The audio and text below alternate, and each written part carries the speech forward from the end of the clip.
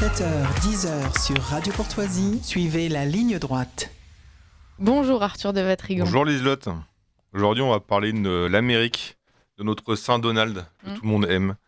La question, c'est que tout le monde se pose évidemment, c'est est-ce qu'on peut avoir un Trump en France ou est-ce qu'on peut avoir une victoire à la Trump en France? Alors il y en a qui l'espèrent puisqu'on a vu qu'à son investiture, on avait pas mal de représentants du camp national, Éric Zemmour, Sarah Knafo, Marion Maréchal. Seule Marine Le Pen n'était pas là, mais s'est fait représenter par Louis Alliot. Alors, pour gagner, il faudrait deux choses, c'est-à-dire avoir au moins une double légitimité.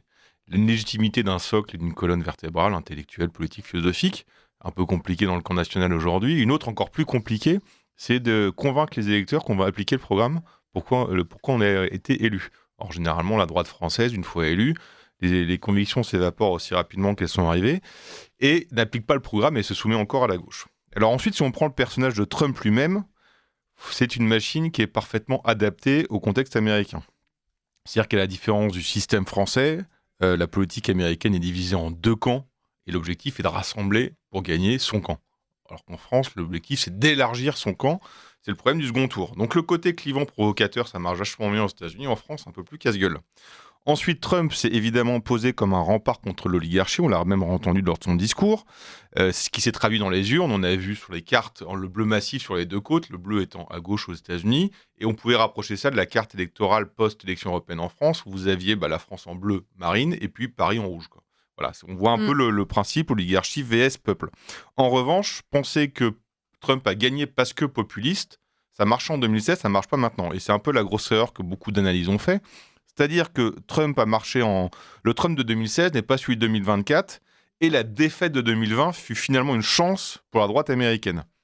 En 2016, la droite américaine, une fois que Trump est arrivé au pouvoir, a dit, en tout cas ses moteurs intellectuels, on va faire un tournant élitiste. Le constat était simple, c'est que le fossé est tellement énorme entre les deux camps républicains et démocrates que la victoire des républicains version Trump peut s'inscrire dans le temps à partir du moment où c'est porté de l'intérieur. Et donc pour eux, le principal champ de bataille, c'était les hautes sphères du pouvoir, et non plus réellement les urnes. Donc l'administration, les grandes entreprises, les médias, la culture, qui étaient devenus la propriété privée d'une petite élite progressiste, agressive et excluante. Et donc, il fallait prendre le contrôle, et prendre le contrôle, ça prend du temps, ce qu'on appelle le combat culturel. Et donc, beaucoup ont vu dans 2020 une chance pour pouvoir grignoter des pouvoirs dans ces sphères non élues. Et ce courant intellectuel, qu'on qualifie aujourd'hui de post-libéraux, c'était leur stratégie, ça a marché. C'est-à-dire, c'était d'offrir un squelette et un socle un peu plus solide qu'un populiste un peu clownesque qui capitalise sur la colère et l'abandon. Et la tête de proue, on l'a tous vu, politique, s'appelle J.D. Vance, qui a été nommé vice-président.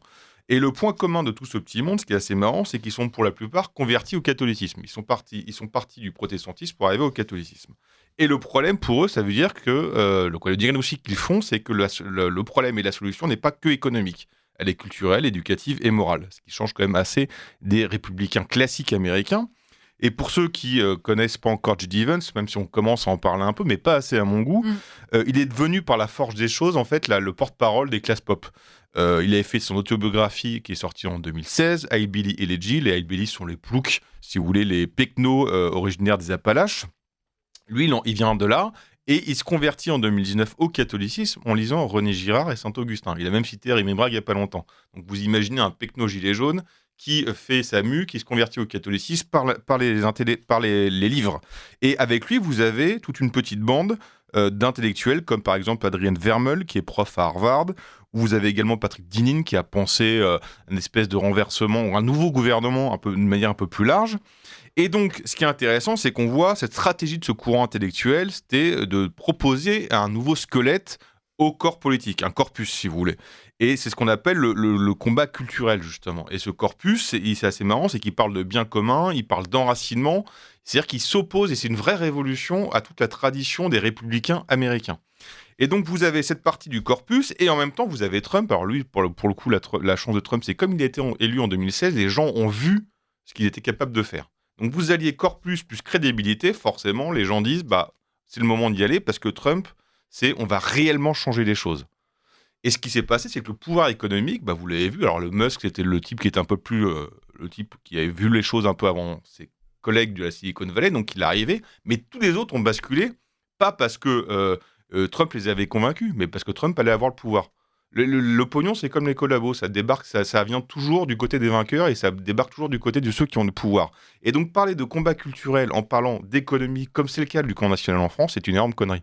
Parce que vous n'allez pas convaincre le pouvoir économique de vous rallier, le pouvoir économique va venir parce que vous allez gagner. C'est toute la différence. Et donc tout ça pour dire que la politique, c'est une affaire de volonté, c'est pas une affaire de sens de l'histoire. Merci Arthur de Vatrigan pour cette chronique qui nous permet effectivement de bien analyser la victoire des Américains et de Donald Trump et pourquoi pas en fait des Américains aussi et puis peut-être d'inspirer certains de nos politiques. Merci beaucoup et Merci à à la vous. semaine prochaine semaine Arthur prochaine. de Vatrigan.